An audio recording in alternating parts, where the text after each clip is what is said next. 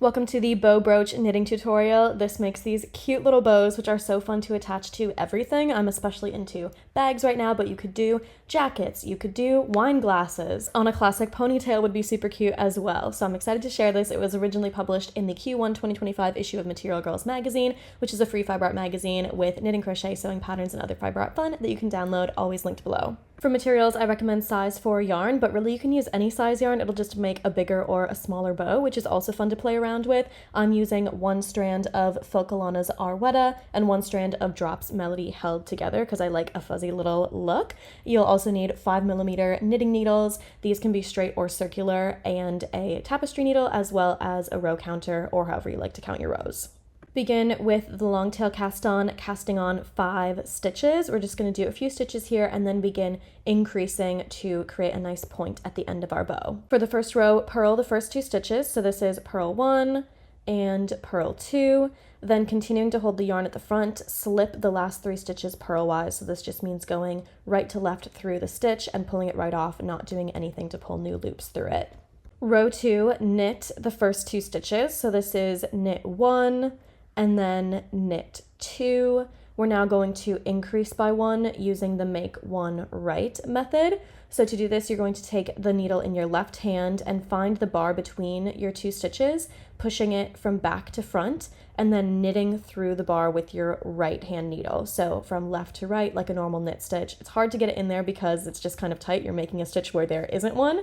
You're going to pull that through like a normal knit stitch, and you'll have made a new loop to have as a stitch on your needle here. The last 3 stitches, we're going to slip them purlwise again, this time with the yarn being held at the back. So it should already be there from doing your knit stitches, but just make sure yarn is at the back, and then go in purlwise, slipping those last 3 stitches. All this slipping is going to make a really nice rounded edge called an I-cord edge, so just keep that in mind. It'll start presenting itself soon. Row 3, purl the first 3 stitches. These can be kind of hard to get to because you've dropped the yarn at an odd place in the past, but just stretch it where it needs to get. Purl the first 3 stitches and then slip the last 3 stitches with the yarn at the front, again going purlwise with your needle. Row 4 is a knitting and increase row, so knit the first 2 stitches and then we're going to make 1 right again. So here's that second knit stitch, and I'll show you the make 1 right stitch again. So with the left hand needle, finding the bar between these 2 stitches, going back to front to pick it up, and then using the right hand needle to knit through it. Again, these are really tight. It's kind of hard to get your needles in there, but basically you just need to get another loop onto your needle and you'll have increased a stitch. Knit 1 more stitch after that, and then you'll have the last 3 stitches again to go purlwise, slipping those off with the yarn held at the back. So here's a look at that again. The yarn is being held at the back for this row, just slipping those 3 stitches, not doing anything to them. Row 5, we got another purl row, so purl 4 stitches. Again, making sure that you are seeing the separation between these stitches. They can get kind of crowded together because of the I-cord edge that we're making, but just separate what you need to see where they are. Purl the first 4 and then slip the last 3 stitches purlwise with the yarn held at the front. So the pattern here is that slipping the last 3 stitches happens with yarn at the front when we're on a purl row and yarn at the back when we're on a knit row. And soon I'll show you what that looks like on the back with these nice curled edges. Row 6, a knit row, an increase row, so knit the first 2 stitches. We're following the same pattern here. Then we're going to make 1 right. So picking up that bar in between the stitches and knitting through it to make a new stitch. Wrapping around it just like you would a normal knit stitch in order to get that loop on your needle. And from here, knit the next 2 stitches as well, just normal stitches into those. You should be left with the final 3 stitches on your left hand needle. You're going to slip those purlwise with the yarn at the back. Row 7, we're back at a purl row, so purl the first 5 stitches here, and when you get to having the last 3 stitches on your left hand needle, you're going to slip those purlwise with the yarn held at the front like we've been doing on all of the purl rows.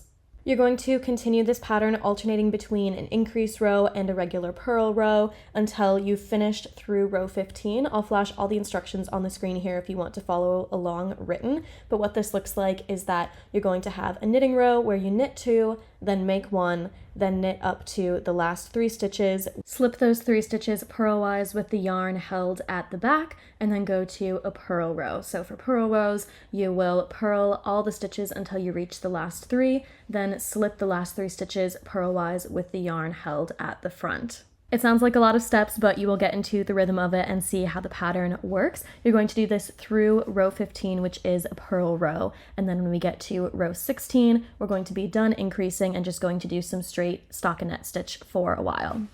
Once you finish those increases, you're on row 16, we're going to continue in stockinette stitch. So knit the first 9 stitches, this is up until the last 3 stitches of the row, which you will slip purlwise with the yarn held at the back as we've been doing on knit rows. Then go to a purl row, you're going to purl every stitch in this row up until the last 3, so that's 9 stitches, and then of course slip the last 3 stitches with the yarn held at the front. You're going to alternate between these basic knit and purl rows 35 times, so that's 70 rows total, and we're just building up the middle part of our bow that's going to be folded.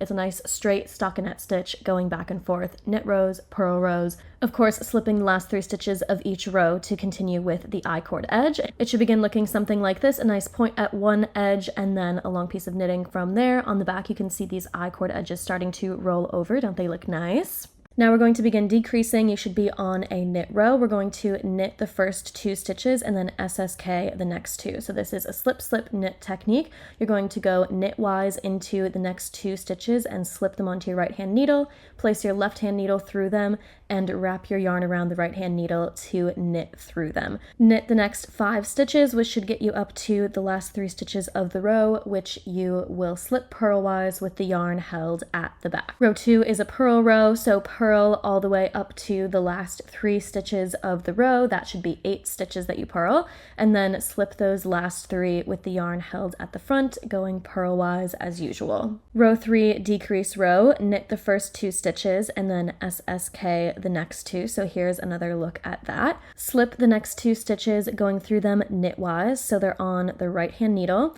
then insert the left hand needle into the 2 of them and wrap the yarn around to knit them. You've turned 2 stitches into 1. Then knit the next 4 stitches, leaving 3 stitches left to slip. Row 4, we're back to a purl row. You should purl 7 stitches, leaving 3 left to slip at the end. Just like usual, that will be with the yarn held at the front, going purlwise, and then we're on to row 5, which is another knit row and decrease row. So knitting the first 2 stitches, then doing the SSK technique, slip, slip, knit. This is a right-leaning decrease, so it's going to line up well with the shape of our bow. Knit the next 3 stitches, leaving 3 left that you will slip purlwise with the yarn held at the back to finish this row off. Then we're on to row 6, which is a purl row, of course, purl 6, and then slip the last 3 stitches as we've been doing. You're going to continue following this pattern, doing a decrease row and then a purl row back and forth until you have decreased down to 5 stitches. I'll flash, of course, the instructions up here so you can follow along with those. The pattern is knit 2, decrease 1, knit until the end, slipping the last 3 stitches, and then purl rows as normal. Once you have just 5 stitches left on your needles, it's time to cast those off. We're going to do that purlwise. So purl the first stitch, purl the second stitch, and then lift that right stitch over the left stitch to cast it off. You're going to continue doing this down the row. It's a basic cast off, just doing it purlwise instead. Once you get to the last stitch, you can pull that loop up, grab some scissors, and pull the yarn through to finish things off here. At this point, it's time to weave in your ends. We're going to fold the bow up into the bow shape. So you can see here that we have 2 pointed ends and you want them to be next to each other like so. So straight edges on the outside and the 2 angles on the inside. Grab the center of the bow and push it down like so. This is going to create the 2 edges of the bow loops.